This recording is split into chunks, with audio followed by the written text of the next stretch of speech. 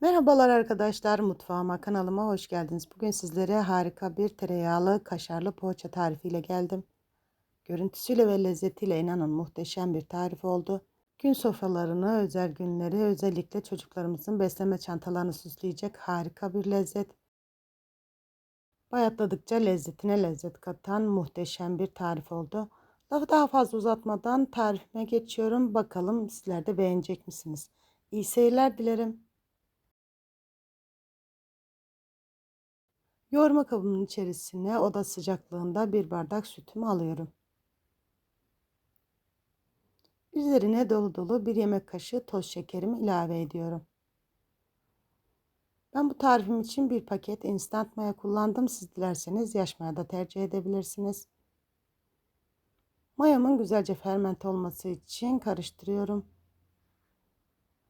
Karıştırmış olduğum malzemelerimin üzerine kapatıyorum ve şöyle bir 5-6 dakika mayamın fermente olması için dinlenmeye bırakıyorum.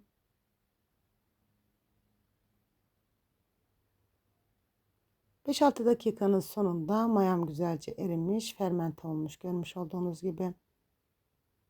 Üzerine bir çay bardağı sıvı yağımı ekliyorum. Ve bir çay bardağı yoğurdumu ilave ediyorum. Ben bu tarifim için toplamda 250 gram tereyağı kullandım. Siz dilerseniz margarin de tercih edebilirsiniz. Ve bir adet yumurta beyazını ilave ediyorum. Sarısını üzeri için ayırdım. Dolu dolu bir tatlı kaşığı tuzumu da ilave ediyorum ve malzemelerimi güzelce karıştırıyorum. Karıştırmış olduğum malzemelerin üzerine 5,5 su bardağı unumu kontrollü bir şekilde azar azar ilave ederek yoğurma işlemine başlıyorum. Hamurum koyulaşana kadar bu şekilde spatula ile karıştırıyorum. Ben toplamda 5,5 su bardağı un kullandım fakat unumuzun markasından miktarı değişik gösterebilir. O yüzden unumuzu kontrollü bir şekilde azar azar eklemeye özen gösterelim. Evet, koyulaşan hamurumun içerisindeki spatulayı çıkartıyorum. Kalan unumu da ilave edip güzel bir hamur olana kadar yoğurma işlemine elimle devam ediyorum. Her zaman söylediğim gibi bu tür hamur işlerinde hamurumuzun içerisine konulan malzeme kadar yoğrulması da çok önemli arkadaşlar. Hamurumuz ne kadar güzel yoğrulursa o kadar güzel sonuçlar alırız. Hamurum yağlı bir hamur olduğu için elime yapışma olmadı. Görmüş olduğunuz gibi çok kolay bir şekilde yoğruldu, toparlandı.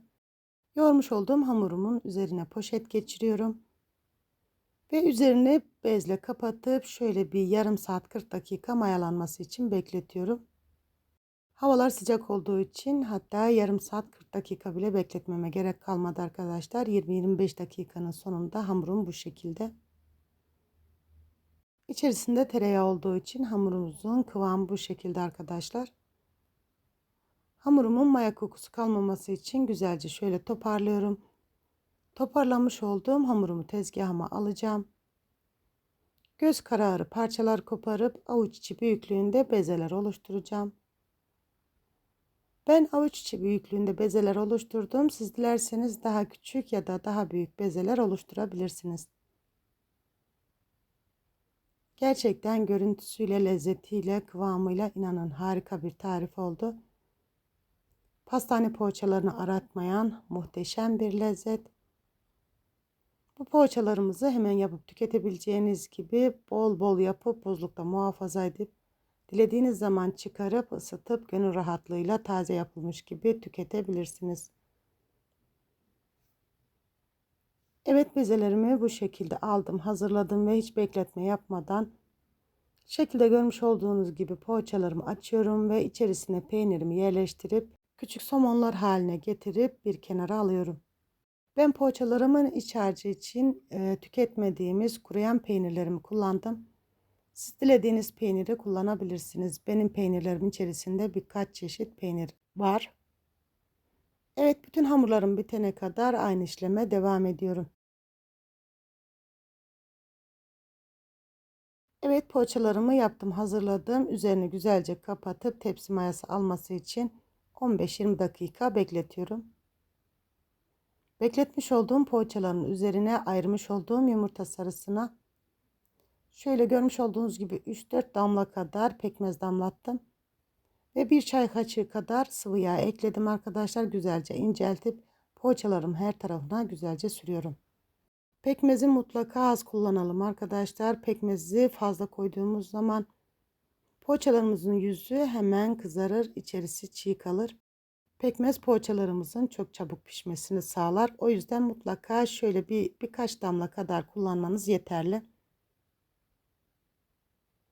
Evet, bütün poğaçalarımın üzerine güzelce sürdüm yumurta sarısını ve üzerine böyle bir bıçakla çizikler atıyorum. Ben poğaçamın süslemesi için susam kullandım arkadaşlar. Siz dilerseniz çörek otu ya da haşhaş da kullanabilirsiniz.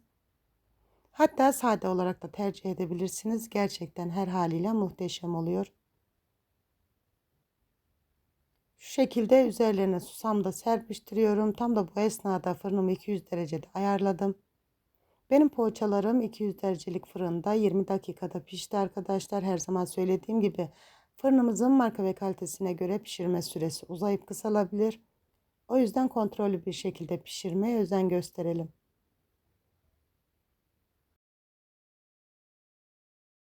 Evet, poğaçalarım fırından çıktı. İlk sıcaklığı geçti. Gerçekten buram buram kokusuyla, görüntüsüyle ve lezzetiyle muhteşem oldu. Şu şekilde yumuşaklığını sizlerle paylaşmak istiyorum. Gerçekten bayatladıkça lezzetine lezzet katan harika bir tarif oldu. Fakat bayatlamak için bekler mi bilmiyorum. Evet, iç dokusu da bu şekilde arkadaşlar. Siz poğaçalarımın son halini izlerken ben de size veda edeyim.